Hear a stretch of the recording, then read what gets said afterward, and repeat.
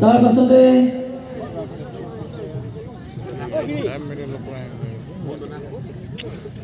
জিন্দাবাদ জিন্দাবাদ জিন্দাবাদ জিন্দাবাদ জিন্দাবাদ জিন্দাবাদ জিন্দাবাদ জিন্দাবাদ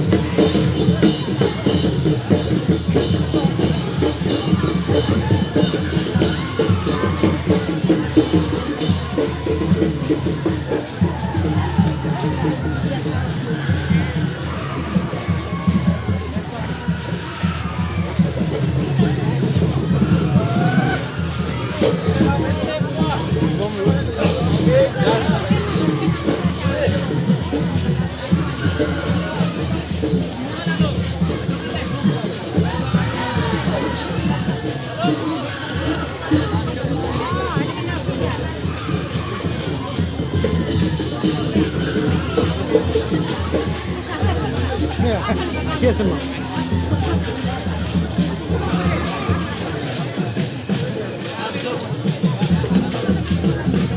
এটা ধৰক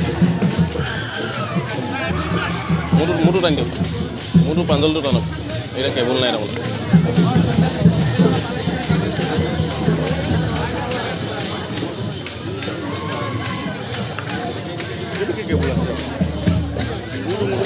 গোটেইখন কেবুলে আছে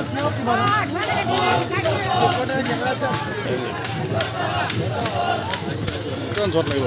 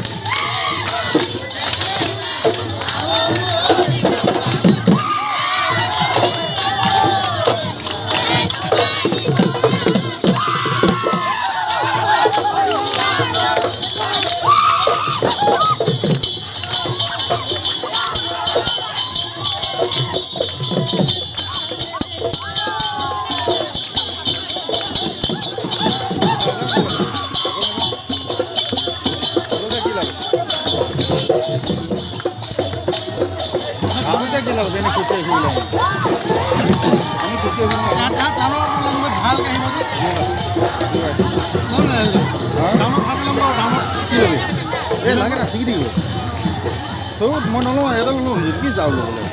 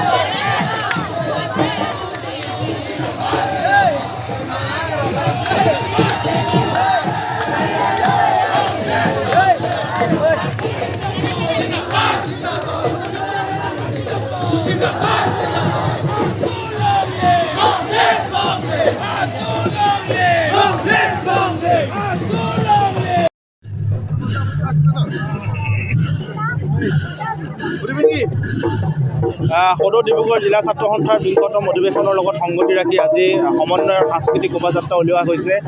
ডিব্ৰুগড় জিলাখন বিশেষকৈ টেঙাখাত ইয়াৰ আশে পাশে সকলো ঠাই আচলতে বিভিন্ন জাতি জনগোষ্ঠী ভাষা ভাষী ধৰ্মৰ লোকে আমি একেলগে সমন্বয় আৰু শান্তি সম্প্ৰীতিৰে বসবাস কৰি আহিছোঁ। আহি থাকিবলগীয়া দিনতো আমি শান্তি সমন্বয় আৰু সম্প্ৰীতিৰে আগবাঢ়ি যাবৰ কাৰণে আমি প্ৰচেষ্টা লৈছোঁ আৰু এই বাৰ্তাটো এই সমন্বয় বাৰ্তাটো সমগ্ৰ অসমলৈ প্ৰেৰণ কৰিব বিচাৰিছোঁ। সাম্প্ৰদায়িকতাৰ যিসকলে বিকবাস্প বিয়পাব বিচাৰিছে, যিসকলে জাতি জনগোষ্ঠী ভাষা ভাষা-ভাষী লোকসকলৰ মাজত ভেদাভেদ সৃষ্টি কৰিব বিচাৰিছে সেইসকলক আমি ক'ব বিচাৰিছোঁ এই অসমত থকা প্ৰতিগৰাকী অসমীয়াই আমি যিমানেই ভাগ নকৰা আমি অসমীয়া হিচাপে পৰিচয় দিম আৰু সেই সমন্বয়ৰ সেই শান্তিৰ বাৰ্তা আজি সমগ্ৰ অসমলৈ আমি এই শোভাযাত্ৰাৰ জৰিয়তে প্ৰেৰণ কৰিব বিচাৰিছোঁ। আপোনাৰ এই বছৰ আৰু এটা জানিম যিহেতু ছাত্ৰ সন্থা মঞ্চখনৰ পৰা যিহেতু আঞ্চলিকতাৰ কথা কোৱা হয় তাৰপিছত কিন্তু গৈ ৰাষ্ট্ৰীয় দলত জইন কৰে চৰ্চিত হৈ আছে। আচলতে ব্যক্তি বিশেষে সেই গোটেই সিদ্ধান্তবিলাক নিৰ্ভৰ কৰে। কোনোবা এগৰাকী ব্যক্তিয়ে ছাত্ৰ সন্থাৰ মজিয়াৰ পৰা গৈ তেনেকুৱা কাম কৰিলে ছাত্ৰ সন্থাৰ যিটো আদৰ্শ যিটো সত্তা সেই সত্তাটো কেতিয়াও নোহোৱা হৈ নাযায়।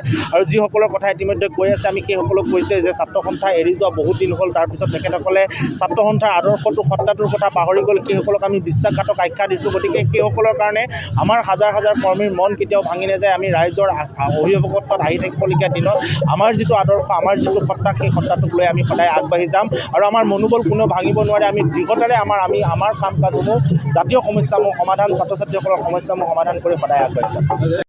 অলপত কৰা হ'ব বুলি জোৰতে ঘোষণা কৰিছে ছাত্ৰ সন্থাৰ আগন্তুক কাৰ্যকলাপ কি হ'ব? চাওক, নাগৰিকত্ব সংশোধনী আইনখন বিজেপি চৰকাৰৰ বিজেপি দলটোৰ এটা ৰাজনৈতিক উপঢৌকন। লোকসভাৰ নিৰ্বাচন অহাৰ লগে লগে তেওঁলোকে এইবোৰ ঘোষণা কৰে আৰু নাগৰিকত্ব সংশোধনী আইন বৰ্তমান উচ্চতম ন্যায়ালয়ৰ বিচাৰাধীন এটা বিষয়। সিদিনাখন এগৰাকী কেন্দ্ৰীয় মন্ত্ৰীয়ে পশ্চিমবংগত এসপ্তাহৰ ভিতৰত কাৰ্যকৰী কৰিম বুলি ঘোষণা কৰি পিছত জিভা পিছলিলে বুলি ক'ব লগা হৈছে। অৰ্থাৎ তেওঁলোকে মাজে সময়ে দেখুৱাই থাকে যে বিজেপি দলটোৱে আইনৰ শাসন নামানে, তেওঁলোক স্বেচ্ছাচাৰী, তেওঁলোকে নিজকে আদালতৰ ঊৰ্ধত বুলি ভাবে।